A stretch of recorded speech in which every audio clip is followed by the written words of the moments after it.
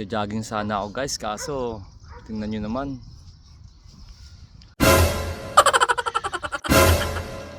Doggy. Yon, alam nyo, sarap mag-jogging dito sa UK, no? Dito sa park. Napakaganda, napakalamig, maliwalas, masarap yung hangin. Kaso lang, tingnan nyo naman guys, napakaraming aso. Diyos ko po, kahit saan ka tumingin may aso. Wala pang tali, yun ang matindi.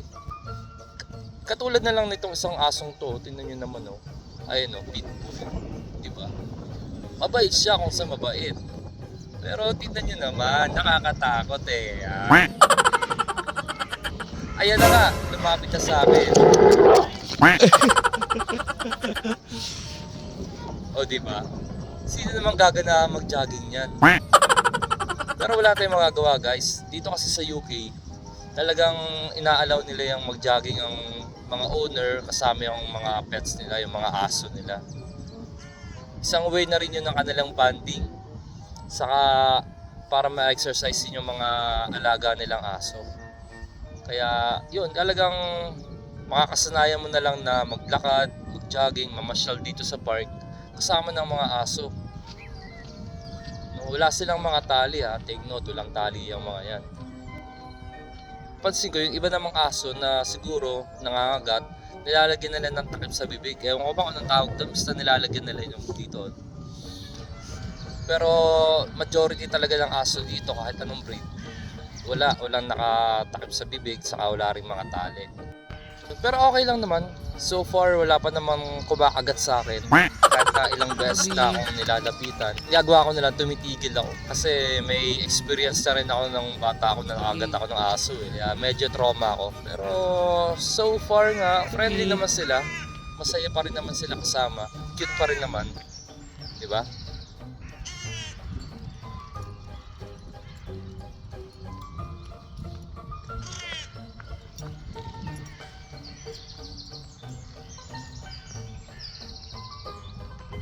Pero yun ang kagandahan dito sa UK, kahit na maraming aso, wala ka naman makikitang dumi ng aso sa mga daan kasi lahat sila may dala-dala mga plastic bag na kung sakaling dumumi yung mga aso nila, pinupulot nila yon. Tapos meron ka rin dito makikitang mga basurahan na for dog litters only, no? Yung mga dumi ng aso, doon mo itatapon. So napaka-disiplinado, kaya kahit na mag-jogging ka dito, at na madilim halimbawa, wala kang matatapakang dumi ng aso. Doggy. Morning. Yun ba, hindi ba nakaka-stress mag-jogging? Happy lang, talagang ma-enjoy mo yung lugar, no, masaya. Kaya kung takot ka sa aso, katulad ko, sa palagay ko mawawala na rin yung takot mo eh. Masasanay ka na rin dahil sa dami ng aso dito at marirealize mo na mababait naman pala sila, mga disiplinado, well-trained ang kanilang mga amo. Kaya okay lang, wala nang takot, nakakasanayan ko na rin. So kung takot ka sa aso katulad ko, safe ka dito.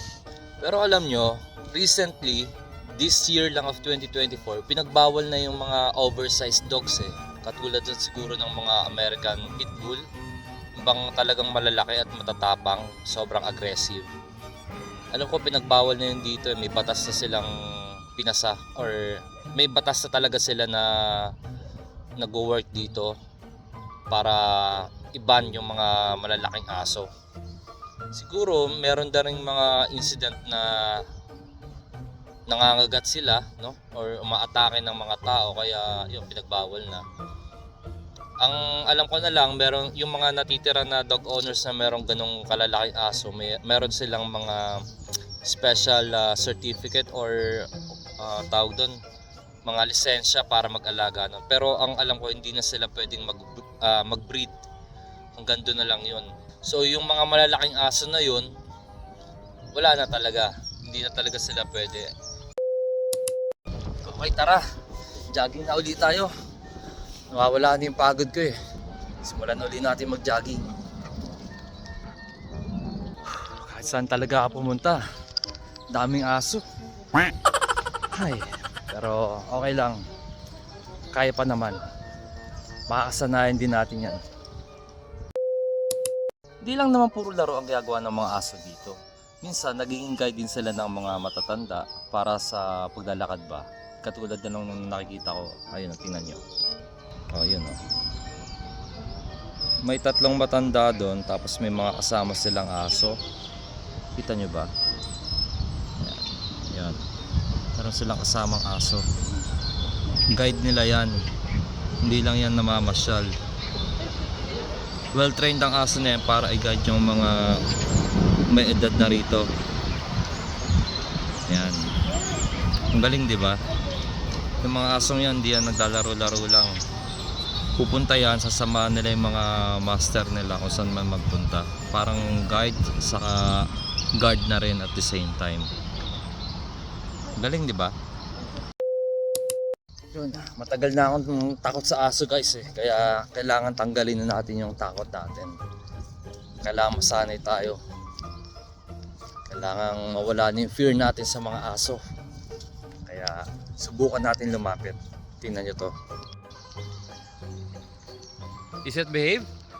Sorry? Is it behave, dog? Behave? Is it Dog nice? behave. Yeah.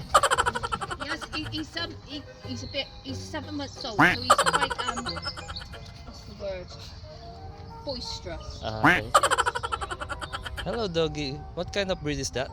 It's German Shepherd. Oh, still a baby. No, sorry. Hello doggy. There. We get him on his walk now. Come on. Bye bye.